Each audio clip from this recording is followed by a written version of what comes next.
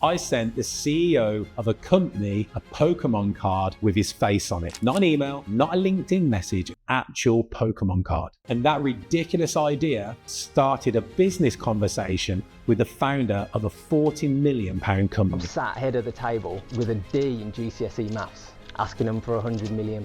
Which raises a bigger question and also got me thinking, why are so many business outreach strategies completely ignored? We've tried so much here at Study Academy. We're currently running multiple marketing campaigns. And I think that most people are told that outreach means sending LinkedIn connection requests, following up with pleasant messages or polite emails, building marketing funnels or lead magnets, or even just turning up to networking breakfast at 6 a.m. because givers gain. And I get it. I know some of these things are effective and work, but do you ever feel that everyone is just doing exactly the same thing? I had the exact thought here at Study Academy, which means, and this is in my personal opinion, that most outreach just gets completely ignored. So in this video, I'm going to show you the strange experiment that we're running here at Study Academy this year, why for us, human first marketing is starting to actually outperform automation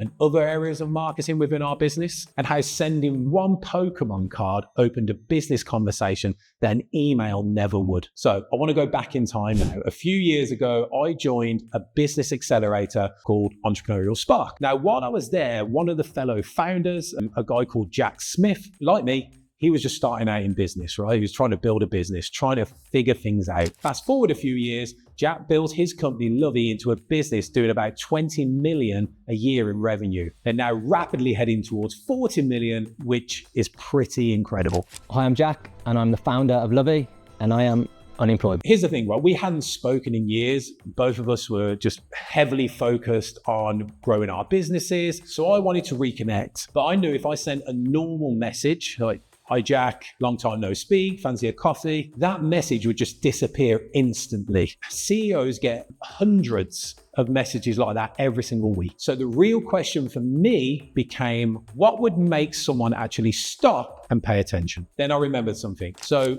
Jack collects cars and artwork, but he also collects Pokemon cards. So instead of sending him a LinkedIn message or an email or dropping him a DM on Instagram, I did something slightly ridiculous. I commissioned a completely custom Pokemon card with his face on it. I'm talking full design, stats, artwork, is a proper one-of-one card. Then I wrote him a handwritten letter, sealed it with wax, and I shipped it in a Pelly case. If you haven't seen a Pelly case before, this is what one looks like. So at this point, I was slightly worried he might think it was a bomb. But here's the key thing, right? There was no sales pitch, no proposal, no fancy lead magnet or funnel. It was literally just reconnecting. Talk about cars, talk about business, talk about life. A few days later, Jack messaged me. He loved it. We met up, had a proper conversation, and he told me that the Pokemon card was genuinely the rarest card in his collection. Probably not worth much, but it was appreciated. And he did in fact actually think the Pelly case that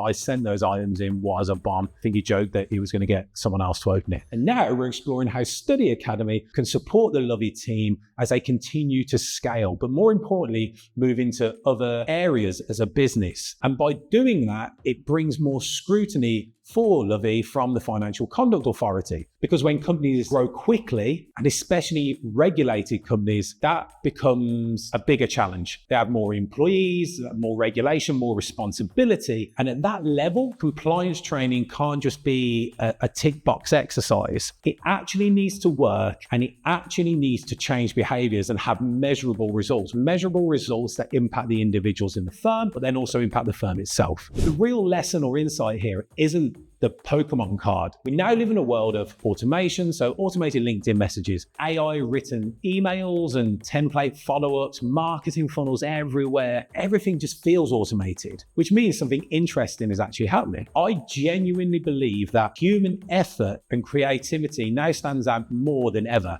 Creativity gets remembered, effort gets noticed. And unexpected ideas actually open doors. So instead of a LinkedIn message, you're getting something physical that you can hold and see. I just feel that human approach and that human element is way better than the AI and automated stuff that we're doing. So this year at Study Academy, we're running an experiment. We're testing something we call human-led marketing. I know, it's original, right? Which basically means as a business, we're going to focus on less automation and more creativity, more effort, which also means trying unusual outreach, testing strange ideas, and doing things that most companies would never try, especially compliance training companies. And here's the thing, we're going to document everything. The ideas that work, the ideas that just failed miserably, how much it cost us for that campaign, how much we actually generate from it in revenue, and the experiments that actually open real business conversations and opportunities. Because if you run a business or you sell into companies, you know how hard it is to get access to eyeballs, how